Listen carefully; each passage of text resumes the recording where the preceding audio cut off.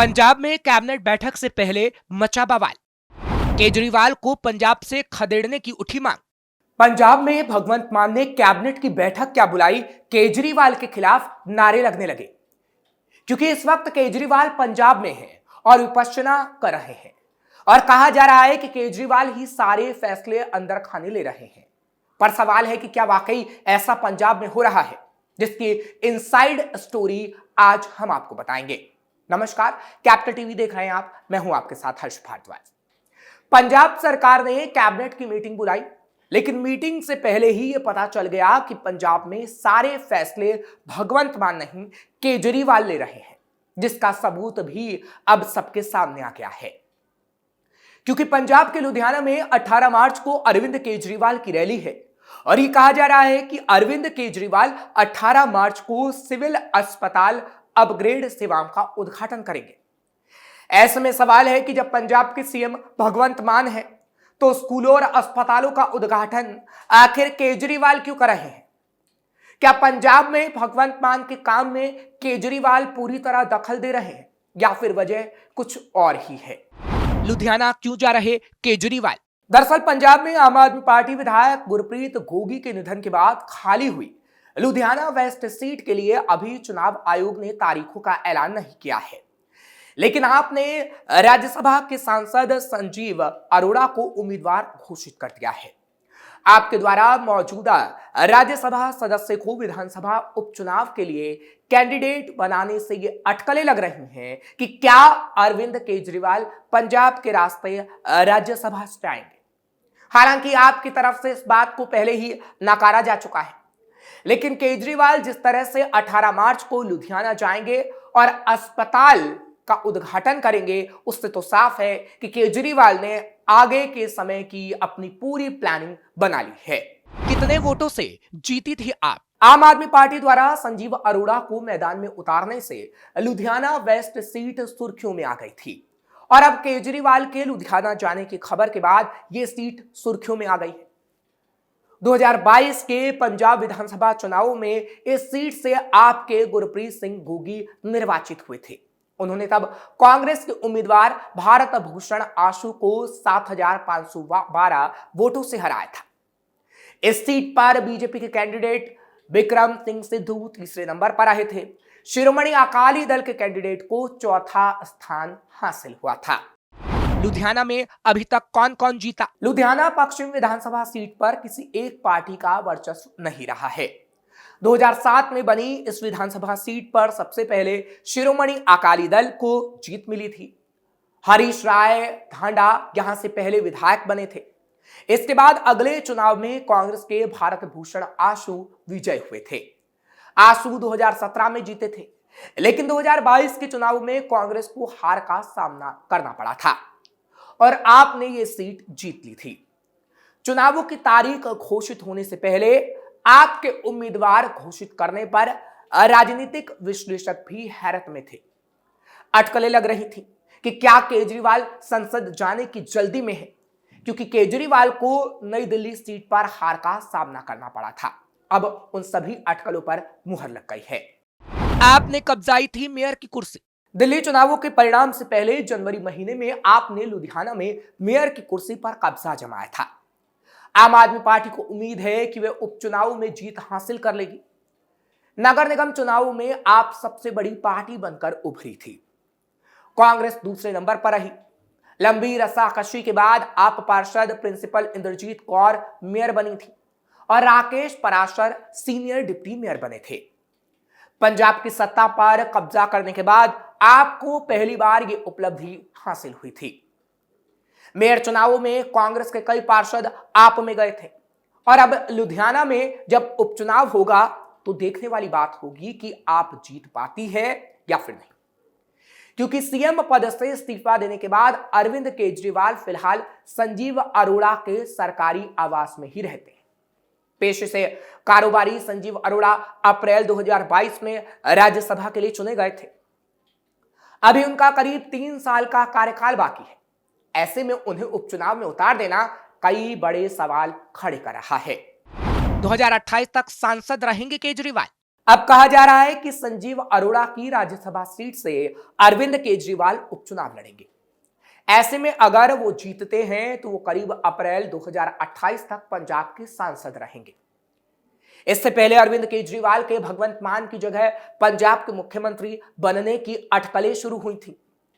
वहीं बीजेपी और अन्य दलों का दावा है कि केजरीवाल दिल्ली चुनाव में हारने के बाद पंजाब की कमान अपने हाथों में लेना चाहते हैं, जिसकी प्लानिंग बनाई जा रही है। वे पंजाब के मुख्यमंत्री भगवंत मान को हटाकर खुद मुख्यमंत्री की कुर्सी पर बैठना चाहते हैं। पंजाब के मुख्यमंत्री भगवंत मान ने पिछले दिनों विधानसभा में कहा था कि पंजाब में विरोधियों ने कभी भी केंद्र सरकार के सामने पंजाब के मुद्दे नहीं उठाए। हमारे बारे में बेबुनियाद बातें करने के अलावा इनके पास कोई काम नहीं है। ये हमेशा मुझे मुख्यमंत्री की कुर्सी से हटाने के बारे में सोचते रहते हैं, जिससे साफ लग रहा था कि कहीं ना कहीं भगवंत मान को अपनी कुर्सी जाने का डर सता रहा है।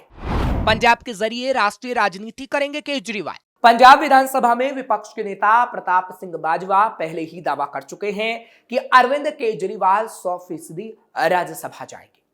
भाजपा का यह भी दावा है कि अरविंद केजरीवाल पहले लुधियाना सीट से उपचुनाव लड़ने पर विचार कर रहे थे, लेकिन पंजाब में विरोध की आशंका के चलते, यानी पंजाब में विरोध हुआ तो उसके बाद इरादा बदल लिया गया और अब केजरीवाल दूसरे रास्ते से राज्यसभा जाने की तैयारी कर रहे हैं। प्रताप सिंह बाजवा ने ही दावा किया था कि संजीव अरोड़ा को विधानसभा भेजा जाएगा और इसे ही उनकी आधी भविष्यवाणी का सच होना अब बताया जा रहा है। संजीव अरोड़ा से पंजाब कैबिनेट में जगह देने की डील। पिछले दिनों तो कांग्रेस विधायक सुखपाल खेरा अलग ही डील की बात कर रहे थे। उनका दावा है कि संजीव अरोड़ा से पंजाब कैबिनेट में जगह देने की डील हुई है। बीजेपी की तरफ से भी अरविंद केजरीवाल को लेकर ऐसे ही दावे किए जा रहे हैं। ये तो अभी नहीं मालूम कि आम आदमी पार्टी की रणनीति क्या है, लेकिन अरविंद केजरीवाल का राज्यसभा जाना काफी फायदेमंद हो सकता है और इसलिए वो अंदर खाने कोई बड़ी प्लानिंग कर रहे हैं। दिल्ली का मुख्यमंत्री रहते हुए अरविंद केजरीवाल बार बार खुद को मोदी के सामने बड़े चैलेंजर के तौर पर पेश किया करते थे। राज्यसभा तो ऐसा करने के लिए बेहतरीन प्लेटफॉर्म साबित हो सकता है। लगे हाथ वहां विपक्ष में कांग्रेस को काउंटर करने का भी अच्छा मौका है।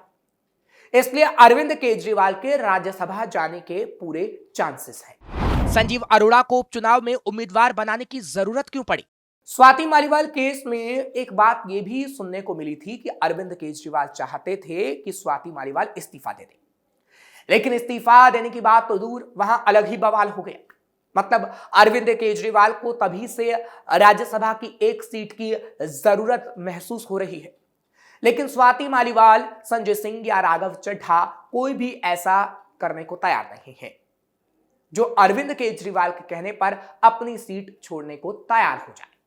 हो सकता है अरविंद केजरीवाल को किसी ऐसे व्यक्ति को राज्यसभा भेजने की जरूरत महसूस हो रही हो जो पार्टी के लिए फंड मैनेजमेंट या ऐसे ही किसी जरूरी काम में महत्वपूर्ण भूमिका निभा सके। जैसे दिल्ली से पहली बार संजय सिंह और एक सीए सहित 3 लोगों को राज्यसभा भेजा गया था और उसका असर यह हुआ था कि कुमार विश्वास से लेकर आशुतोष तक नाराज हो गए थे और धीरे धीरे वो अलग हो गए। केजरीवाल नहीं तो पंजाब से कौन जाएगा राज्यसभा?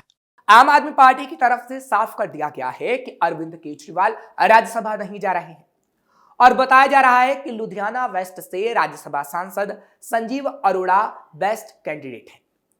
लेकिन ऐसा क्यों हो रहा है? अगर केजरीवाल राज्यसभा जाना चाहते हैं तो किसी को क्या दिक्कत हो सकती है? अगर नहीं जाना चाहते तो बात और है, लेकिन आज नहीं कल जाना ही है तो बताने में आखिर आम आदमी पार्टी को दिक्कत क्या है? यह भी हो सकता है कि अरविंद केजरीवाल की जगह मनीष सिसोदिया को राज्यसभा भेजने की अंदर ही अंदर तैयारी चल रही हो। दिल्ली का मामला तो आकची करीब करीब अब संभाल ही चुकी है। दिल्ली की हार के बाद पंजाब भी आम आदमी पार्टी के हिसाब से नाजुक दौर से गुजर रहा है। यह ठीक है कि पंजाब में अरविंद केजरीवाल अपने भरोसेमंद विभव कुमार को मुख्यमंत्री के सलाहकार के रूप में बिठा चुके हैं, लेकिन जब सब कुछ पंजाब पर टिका हो और वो भी दांव पर हो तो संभालने के लिए कोई मजबूत आदमी तो चाहिए ही। ऐसे में राज्यसभा में केजरीवाल का कोई सबसे भरोसेमंद आदमी ही होगा या फिर वो खुद जा सकते हैं, क्योंकि अरविंद केजरीवाल का जोर अब गुजरात, पंजाब और गोवा पर ही देखा गया है। जाहिर है नजर तो गुजरात और गोवा पर होगी ही, लेकिन सबसे महत्वपूर्ण तो 2027 का पंजाब विधानसभा चुनाव है, क्योंकि केजरीवाल की दिल्ली में सत्ता अब रही नहीं और पंजाब से सत्ता केजरीवाल गंवाना नहीं चाहते। ऐसे में या तो केजरीवाल राज्यसभा पहुंचेंगे या फिर अभी जिस तरह से अंदर खाने पंजाब को कंट्रोल कर रहे हैं वैसे ही करते रहेंगे, क्योंकि पंजाब में जितनी भी कैबिनेट बैठक हो रही हैं उसमें केजरीवाल फैसला अंदर खाने ले रहे हैं और पंजाब की जनता ऐसा नहीं होने देना चाहती, इसलिए पंजाब की जनता नाराज है और पंजाब का कंट्रोल केजरीवाल के हाथों में जनता बिल्कुल नहीं चाह रही है। फिलहाल आपको ये खबर कैसी लगी कमेंट सेक्शन में जरूर बताएं। खबर को लाइक शेयर करें, कैपिटल टीवी को सब्सक्राइब जरूर करिएगा।